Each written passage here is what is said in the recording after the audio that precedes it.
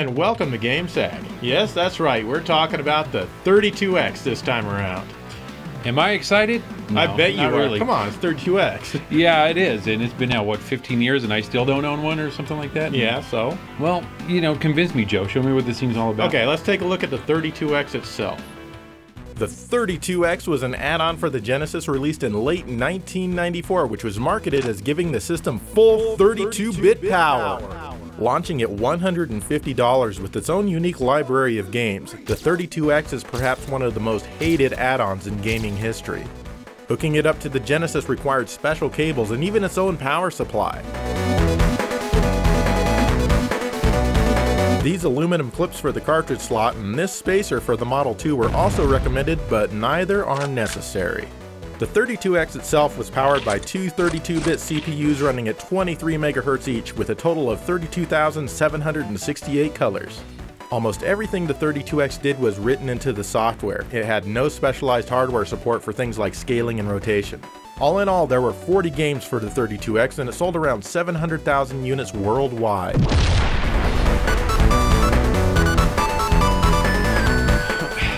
Joe, I can see where the thing's going, and what Sega was trying to do, I guess, but I just don't see any reason for its existence, really. Well, come on, man, it's 32X.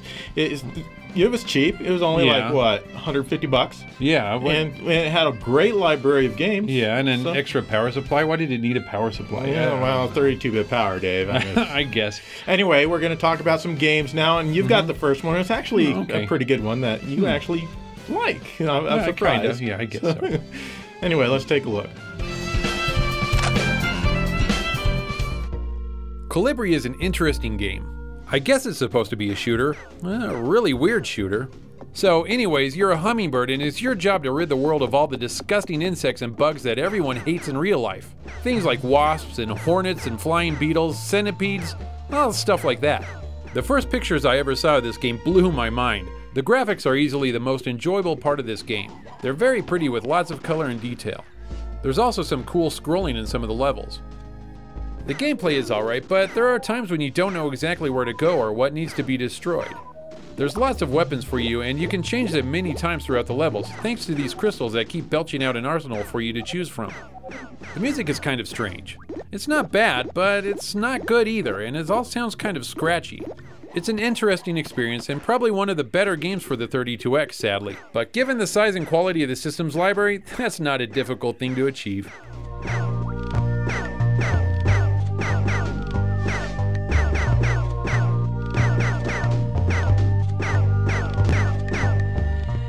There are three open space polygonal shooters for the 32X. First up is Star Wars Arcade. Now this was a launch title and it definitely shows. You start out by flying around trying to destroy a whole bunch of TIE fighters. Wipe out enemy fighters. You can choose either cockpit view or external view by simply pressing the mode button on your 6-button Genesis controller. I prefer the outside view as it makes me feel like I'm playing more of an action-y arcade game rather than a boring old simulation game, but to each his own. Anyway, after the TIE fighters have been dealt with, you fly into a Super Star Destroyer trying to take it out. This is not fun and I've never been able to get past this part. I find the whole game really hard. The graphics are okay, but the sound is just awful in every way imaginable.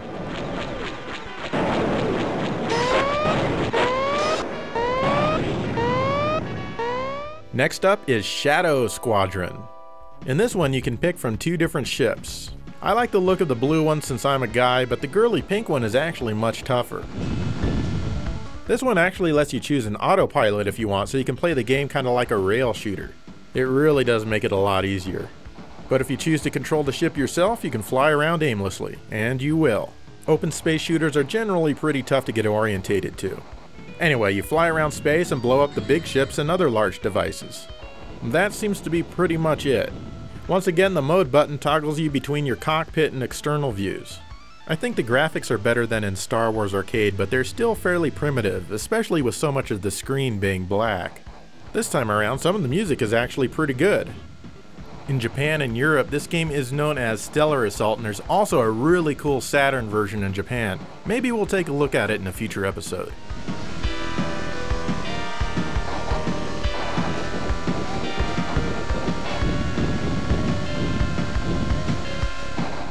Finally, there's a mega expensive Darkside, which was released only in Europe. I guess you're supposed to pronounce it Darkside, but I'm calling it Darkside.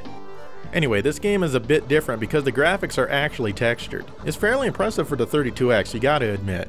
And the music's not bad either, it's just too bad it's really quiet. Unfortunately, the gameplay doesn't quite hold up.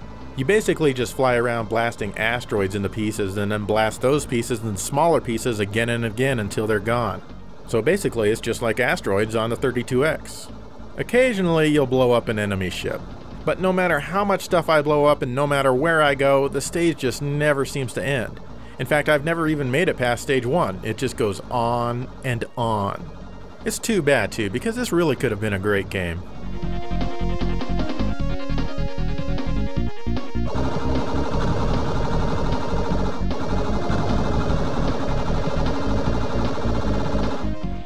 Knuckles Chaotix is the closest thing you're ever going to get to a Sonic game on the 32X.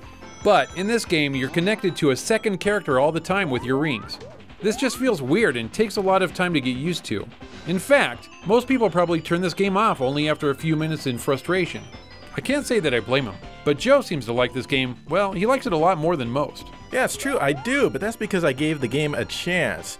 You've got to be patient and learn how the game works, and I know that's counterintuitive to a Sonic game, but that's what you've got to do here. You've got to learn how to best use your partner to get to new places and access new areas. I will admit, however, that the rubber banding does feel weird. Anyways, the graphics are pretty damn good, and the music is actually excellent.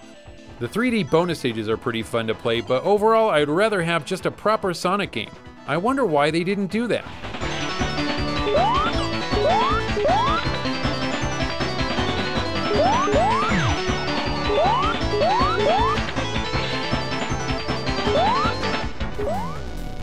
Virtua Racing! Virtua Racing Deluxe is a launch game and it's my favorite home port. Basically, there's not much to Virtua Racing at all. You just race around the track and even if you win, you get a game over screen. Game over! But still, it's really fun. I don't know why, but it is. The big deal about this game at the time is that you could select one of 4 different views at any time you want. That just blew people away back then. The music is really cool and I love the voice whenever you pass a checkpoint.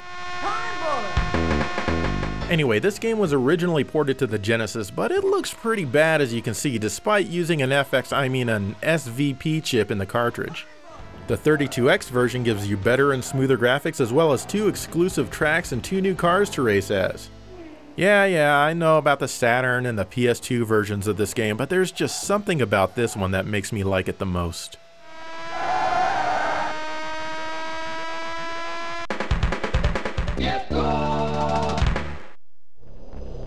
Blackthorne is easily one of the shining stars of the 32X library. With a dark and gloomy atmosphere full of long hair, heavy metal looking guys, I really fell in love with this game. The gameplay is similar to, say, Prince of Persia or the Oddworld series. At first it feels awkward learning where you need to be to jump or even let yourself down from a higher plane. But after a short time you'll be playing through it and having a good time as I did. You basically need to take things nice and slow and decide when best to use your items. I have the Super Nintendo version and it's one of the more memorable experiences I've had on the system. The 32X version is the same, but it has slight enhancements to its graphics and sound. The graphics seem a bit sharper and colors are a bit more vibrant. The sound is great with a bit more range than the Super Nintendo version.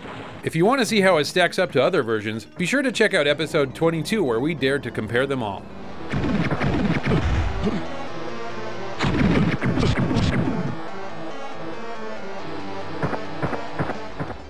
Virtua Fighter was even released on the 32X. Yeah, it's kind of watered down, but it played pretty well. This version even has an anamorphic 16:9 widescreen mode, which was amazing for the time, so let's use that. Anyway, as you can see, the polygons have been simplified, but for the 32X they're actually pretty damn good. The control and the gameplay are tight and responsive, and all the moves are there if you know how to pull them off. Even the voices are all there, and the music isn't half bad either. Virtua Fighter, especially the first one here, is kind of an acquired taste, so if you're used to Tekken 38 or whatever, you probably won't like it. But hey, I'm telling you, I'd rather play this than any of the other fighting games on the 32X. We'll get to those in a bit.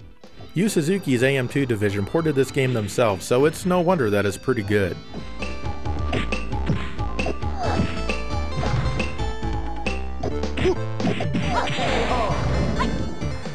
Metalhead is a seek and destroy game where you play as a mech. Basically, you just walk around and find the enemies and then destroy them. Real tough, right? Your mech walks extremely slow and, God, it can be painful at times. Why is it so slow? Fortunately, I found the Go Fast button and this makes the game a lot more tolerable. You can change the view to suit your needs, even a complete overhead view if you really want it. I like blowing up enemies in this game. I especially like blowing up a jeep full of soldiers and each one of them explodes when they hit the ground. Oh, that's sweet. Overall, the game plays well enough, but the stages seem too long and boredom can set in real quick. The 3D graphics are good for the 32X, but there's a lot of pop-up everywhere, unless you decide to play using the overhead view. The music isn't good at all, and it actually sounds very abrasive, like a kazoo made out of high-grit sandpaper.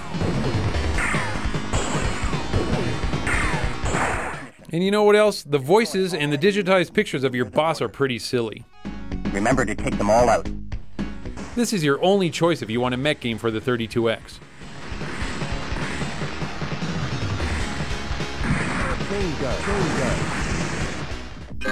Tempo is one strange platformer by the developers of Bonk's Adventure. You play as a bug and the entire game is a TV show. What is it about bugs and TV shows and movies anyway? Well, you're a super hit bug, you even got your own rap song and you're off to get the ratings sky high, or something like that, I don't know. You can kick enemies or even toss a note at them, but that only stuns them.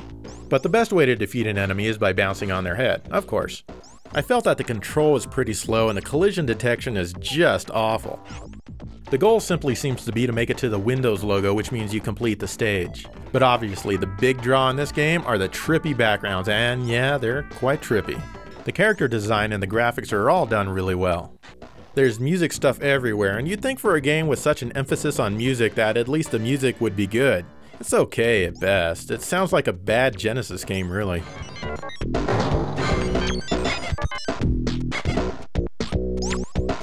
There's really nothing special to hear here except for the poorly digitized rap in the intro.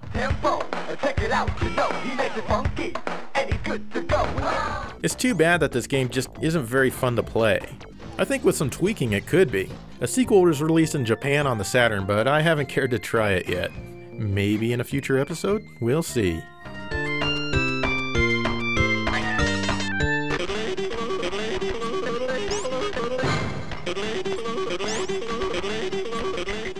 Zaxxon's Motherbase 2000 is supposedly a sequel to the time-honored Zaxxon, which everybody remembers fondly. You know, it kind of looks like Star Fox on an isometric plane. Look, you're even shooting a bunch of R-Wings from Star Fox. I see you, Sega, pretending to kill Star Fox. It plays kind of like Zaxxon, which is fine, but everything feels kind of clunky. Instead of being able to adjust the height of your ship like in a real Zaxxon game, you just have a jump button here and you can't even shoot while you're jumping. Controlling your ship works well enough, I guess. You can jump on enemy ships and take them over, which is kind of a cool aspect. But don't forget to jump back out when you're damaged. Otherwise, the hit detection isn't so hot. It seems like you die well before you actually get hit by a bullet or an enemy or even the background. The enemy and character polygons are on par with stunt race effects on the Super Nintendo, and the pre-rendered backgrounds are a bit repetitive. The music is strange and feels almost like it belongs in a nightclub or something. Still, if I ever do own a 32X, which I never will, this would probably actually be a game I'd want in my library.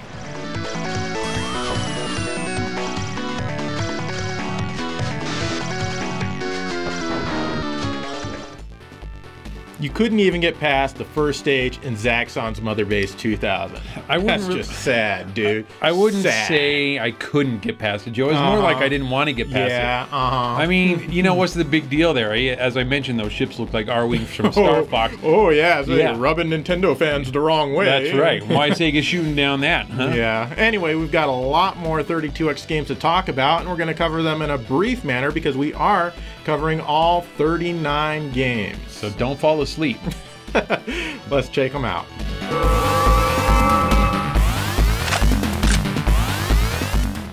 Star Trek Starfleet Academy Starship Bridge Simulator is an odd one. You play as a cadet training at Starfleet and you go through a series of simulations. You can chat with others, eat, even play a game of billiards. Sadly, this is the closest thing to an RPG as you'll likely get on the 32X. Overall, I think it's kind of boring. It's too bad too, as everything else is fairly well done. The graphics are nice and the music is nice. Well, actually the music can kind of get annoying, so be sure to turn it off.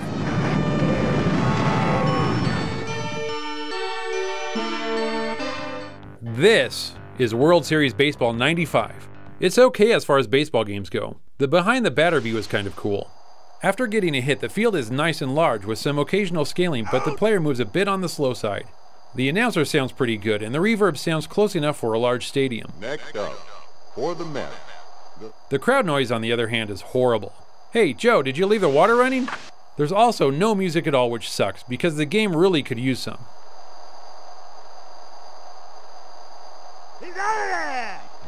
The other baseball game is RBI Baseball 95. This one is more arcadey and less simulation-like. The game seems to have a faster pace, which I like. The audio is also a bit better as there's more play calling from the announcer, and also the crowd actually sounds more like a crowd. There's even music here, even though it's not very good. The graphics are darker and seem a bit more murky. Overall, it's a decent baseball game. The first. There were a couple of great Sega arcade translations on the 32X. One of them was Space Harrier, a game I was very excited for. You see, this was the first time that a nearly arcade-perfect port even came to a home console.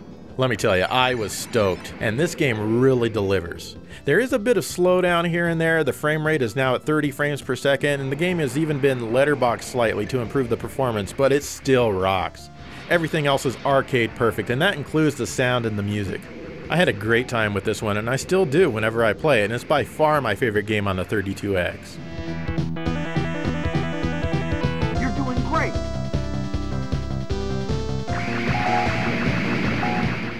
The other Sega arcade port was Afterburner 2 Complete. This is also the first time a near arcade perfect port of this game came home, at least in the US. The game now runs at 30 frames per second, and the scaling is a little bit blockier in some areas, but otherwise it's perfect. Now, while I don't like this game as much as Space Harrier, it's still a blast to play. Everything moves really fast and there's always tons of stuff on screen. The 32X has no issues replicating the arcade sounds and music. In fact, it kind of makes me wonder why so many other 32X games sound so pathetic.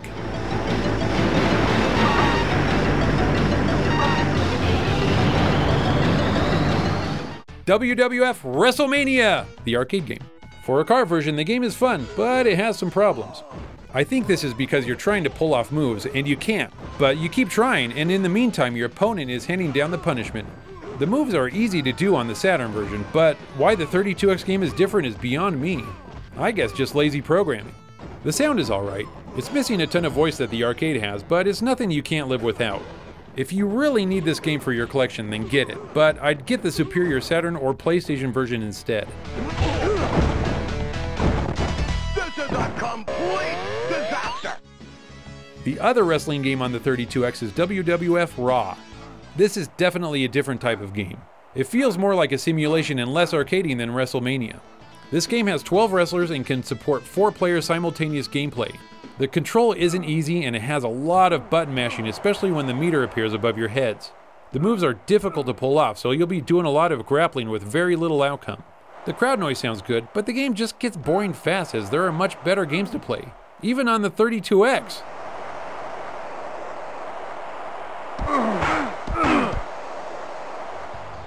FIFA Soccer 96 was released only in Europe as far as I know. That's fine by me, as this game just really isn't very interesting at all. You can select from a bunch of different camera angles, and that's about as exciting as it gets. I found it hard to control and confusing as to which player I was controlling and even which way I needed to go. Like I said, the 3D field is neat, but it's just not very fun. Cosmic Carnage is a goofy fighting game. You play as weird monsters who wear armor. This armor affects the moves you can do and also your defense. There's some scaling effects here that I really don't think are necessary, but I guess they had to show off the extreme power of the 32X. As I'm playing the game, I feel lots of intermittent slowdown at times. The characters are all colorful for sure, even if some of those colors are kind of bizarre. The music is good in this one, and it's definitely the highlight of this game for me.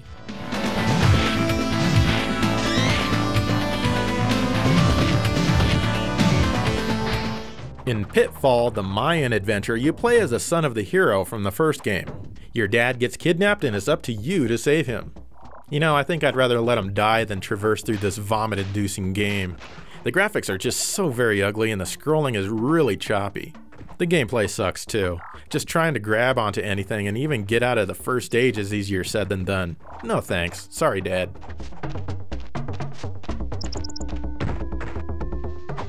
Brutal Unleashed is another fighting game for the 32X, but in this one you play as cartoon animals. I found this one really tough to control and everything seems like it moves too fast. Slow down, take it easy.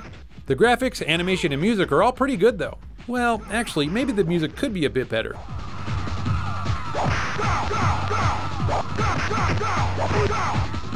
NFL Quarterback Club is an American football game which allows you to play as some of the great quarterbacks of the past. It's an okay game, I suppose, but it's not as good as the Madden games of the time were. The field does look good though, and it has a nice scaling effect. However, I wish I had passing windows like I had in Madden, but oh well. I can't really think of much else to say about this one.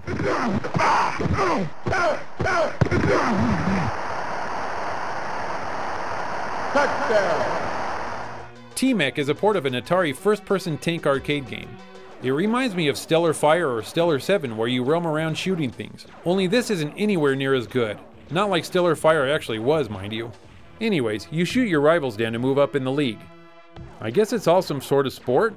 So here you go, another sports game for the 32X. Great.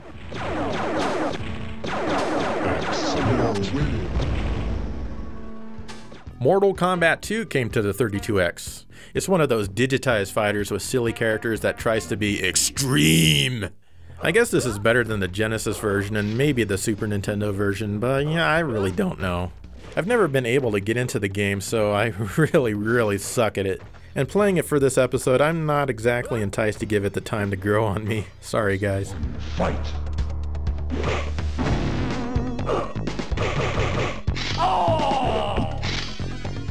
Primal Rage is another digitized fighter, but this time with dinosaurs. You know what? Dinosaurs like pyramids piss me off. I don't know who they think they are, but the Earth is ours now, so they can just go straight to hell. Whew.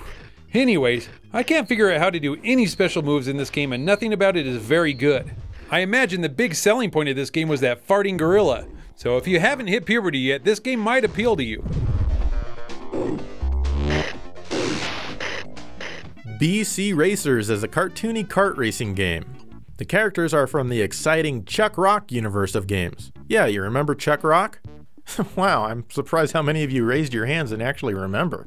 Anyway, this version is probably my least favorite version of BC Racers.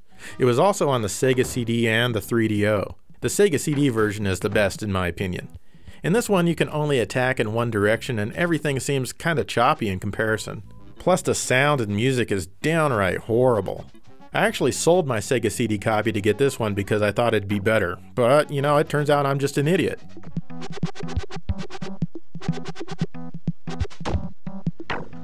Tough Man Contest by EA is a weird fighting game. It has Butterbean on the cover. It plays kind of like the arcade version of Punch-Out, only much worse. Much worse. The controls aren't easy to figure out, and I'm really not sure what the 32X adds to this game, except a number to its library.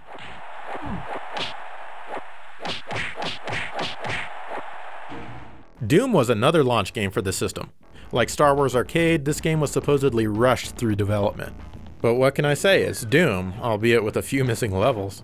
It also has a weird border around the screen and the music pretty much sucks. I've never really been a huge fan of any version of Doom, so I'm not tremendously good at it, but I can understand the appeal, I guess. Your goal is to shoot things, collect stuff, and move on. It moves at a brisk frame rate, but really that's about the only positive thing I can really say about this game.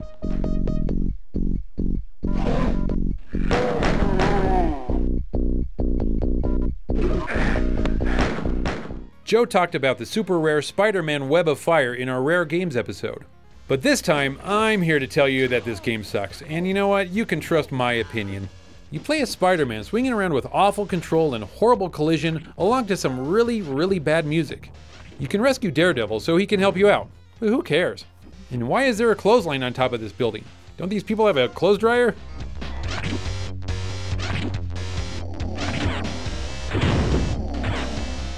Romance of the Three Kingdoms 4 is the only Japan exclusive game for the 32X.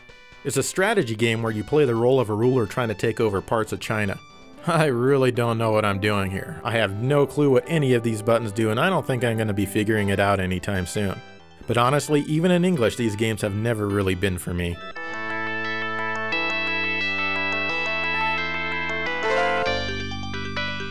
Motocross Championship is exactly what you think it is, and that's another bad 32X game. I guess the movement of the hills and stuff might look cool at first, but once you actually play the game, you'll never want to touch it again. Joe played it the first time we showed this on GameSec, and now he forced it on me. Oh, cruel Joe. The control, the sound, everything about this game just screams why the 32X was not attractive at all to consumers.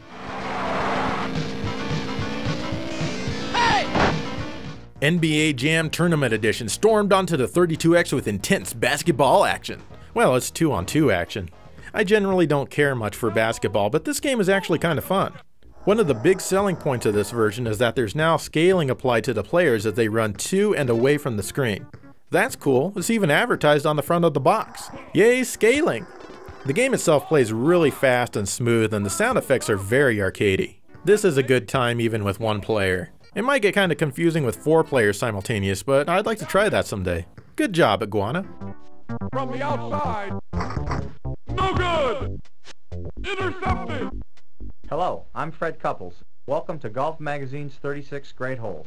Golf Magazine presents 36 Great Holes starring Fred Couples is the best golf game on the 32X. It's also the only golf game on the 32X. As a golf game, it's not very good. It's really slow and quiet. The only music you ever hear is during the menu screens. The golf action itself is imprecise and it's really hard to be accurate. And this game is how Fred Couples will forever be remembered by history. Ooh, just too hard. Supreme Warrior is one of the 5 games that required both the Sega CD and the 32X, and the Genesis in the middle, by the way. The Trifecta. It basically just uses the 32X to make the video look better since it had many more colors, but the games themselves all remain pretty bad. This one is a fighting game, and sometimes it almost feels like you have some kind of control, but you don't really, at least I didn't think so. It's pretty much your typical FMV game, but it could be worth watching for some of the bad acting. Fight the easiest first, and the hardest last.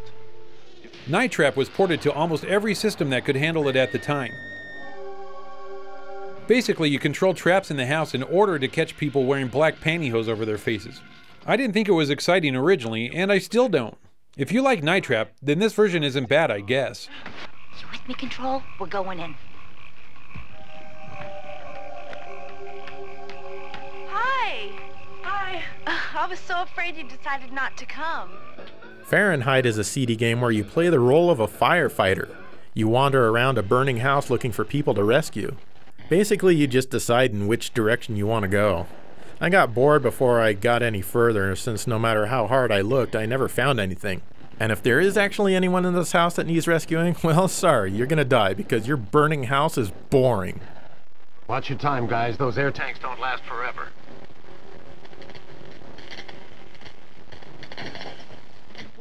Slam City with Scottie Pippen is a 32X CD game which tries to make you think that you're actually playing one-on-one basketball.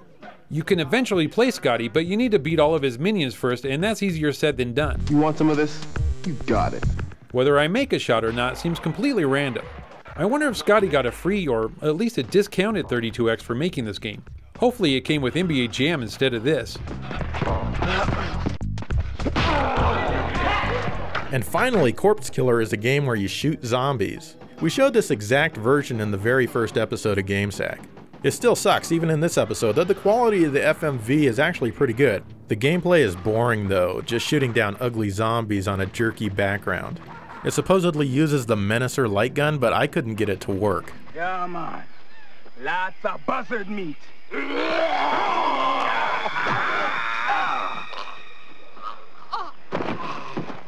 And that's the 32X for you. Every single game. Actually, Dave, we did miss one. It's called Surgical Strike. It was released only in Brazil on the Sega CD 32X, but who cares? Yeah, really, who cares? I mean, just like this episode, who cares? Oh, come on, man. 32X. It's a good, well, it's not good system, but it's not as bad as people think it is. Yeah, well, it didn't cause Sega's downfall, no matter what anybody thinks. Fans are pretty forgiving. And well, you know what? It actually, I gotta say this, it makes that the 32X makes the Virtual Boy look good. Oh, dude, you take the pick!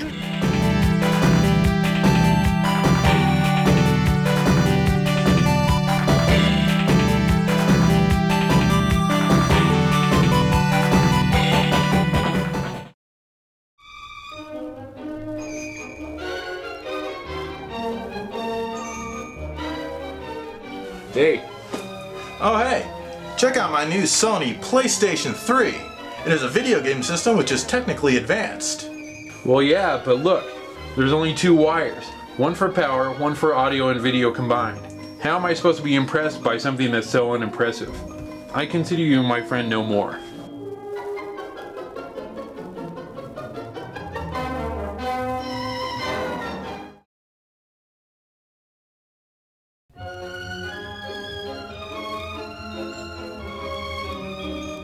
Sup?